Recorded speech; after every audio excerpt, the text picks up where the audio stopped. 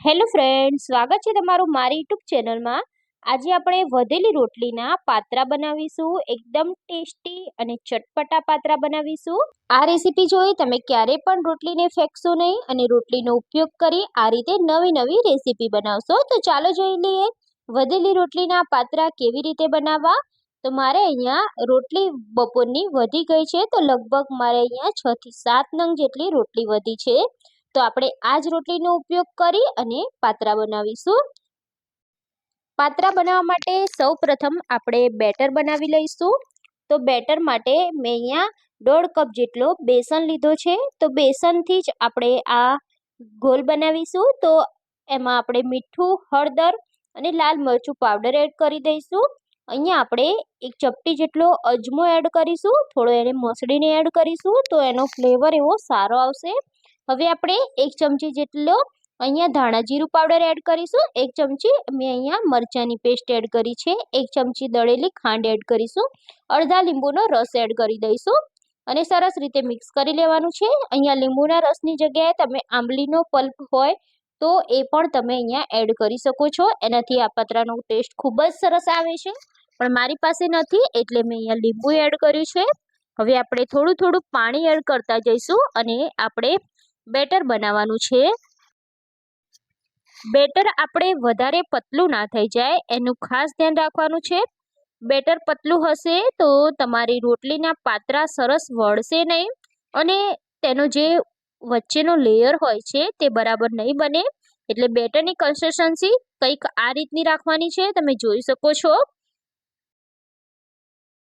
હવે આપણે બેટરને સરસ એવું ફૂલાવવા માટે અહીંયા 1 ચપટી જેટલો આપણે સોડા નાખી દઈશું। તો કુકિંગ સોડા નાખીશું અને સરસ રીતે આપણે મિક્સ કરી લેવાનું છે।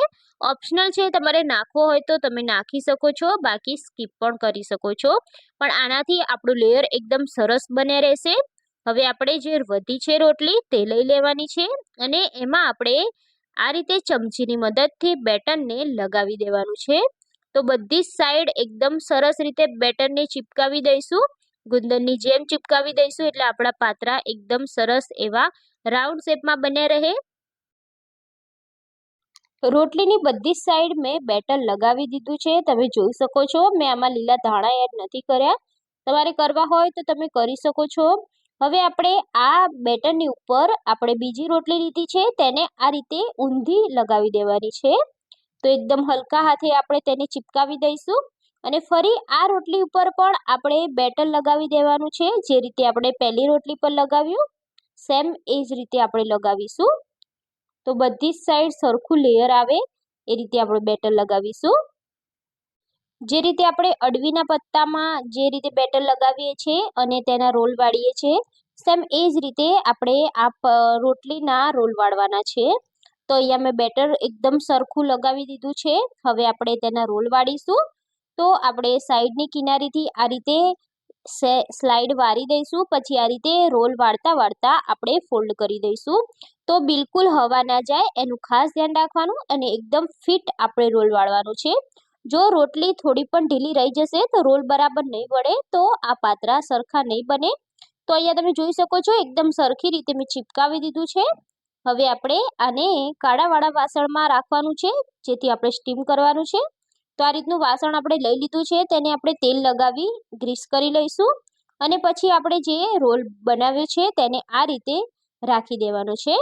તો ખુલી ના જાય એ રીતે આપણે સેટ કરી દઈશું અને સેમ એવી જ રીતે આપણે બીજી રોટલી પણ લઈ લઈશું અને એની પર પણ આપણે લેયર લગાવી તેને સ્પ્રેડ કરી દઈશું। તો બેટર અહીંયા લગાવી દીધું છે, પછી ફરીથી આપણે એક બીજી રોટલી લઈ એને ઊંધી આપણે રાખી દેવાની છે અને એકદમ સરખી રીતે આપણે દબાવી એને આપણે ચિપકાવી લેવાની છે અને ફરીથી આ જ રોટલી પર આપણે બેટરનો ગોળ લગાવી દેવાનો છે। એકદમ સરસ રીતે સેમ આપણે આગળ કર્યું એ જ રીતે આપણે લગાવી દઈશું અને પછી આપણે આ રોટલીનો પણ સેમ એ જ રીતે એકદમ હલકા હાથે ફિટ એવો રોલ વાળી દેવાનો છે। તો અહીંયા આપણી રોટલી તૈયાર થઈ ગઈ છે, તમે જોઈ શકો છો। હવે આપણે સ્ટીમ કરીશું। સ્ટીમ કરવા મેં ઓલરેડી પાણી ઉકળવા મૂકી દીધું છે, તેમાં આપણે જે પ્લેટ તૈયાર કરી છે રોટલીથી એ રાખી દઈશું અને ઢાંકી આપણે 15 થી 20 મિનિટ જેવું તેને સ્ટીમ કરવાનું છે। હાઈ ફ્લેમ પર 15 થી 20 મિનિટ આપણે સ્ટીમ કરીશું. અહીંયા તમે જોઈ શકો છો કે આપણી રોટલી એકદમ સરસ રીતે અહીંયા કૂક થઈ ગઈ છે. આપણે થોડું ચાકુની મદદથી ચેક પણ કરી લઈશું. તો એકદમ સરસ રીતે આપણું બેટર પણ અંદર સરસ કૂક થઈ ગયું છે, બફાઈ ગયું છે. તો હવે આપણે નીચે ઉતારી લઈશું અને તેને ઠંડી થવા દઈશું. અને ઠંડી થઈ જાય પછી આપણે તેને આ રીતે પ્લેટથી અલગ કરી લેવાની છે. તો ઠંડી થાય પછી જ આપણે તેના પીસ કટ કરવાના. ગરમ હશે તો તમારા પાત્રાના પીસ એક સરખા નહીં બને અને તૂટી જશે. એટલે આપણે તેને એકદમ સરસ ઠંડા થવા દેવાના છે. તો અહીંયા આપણા રોલ એકદમ સરસ ઠંડા થઈ ગયા છે. હવે આપણે તેને કટ કરીશું. તો સૌથી પહેલાં આપણે સાઈડનો ભાગ કટ કરી લઈશું અને પછી આપણે 1-1 ઇંચની ગેપ રાખતા જઈશું અને આપણે પાત્રાને કટ કરી લેવાના છે. તો અહીંયા તમે જોઈ શકો છો કે આપણા પાત્રામાં એકદમ સરસ એવું બેટર લગાવ્યું હતું, જેથી આપણા રોલ એકદમ સરસ બન્યા છે. અહીંયા તમે 2ની જગ્યાએ 3 રોટલીના પણ રોલ કરી શકો છો.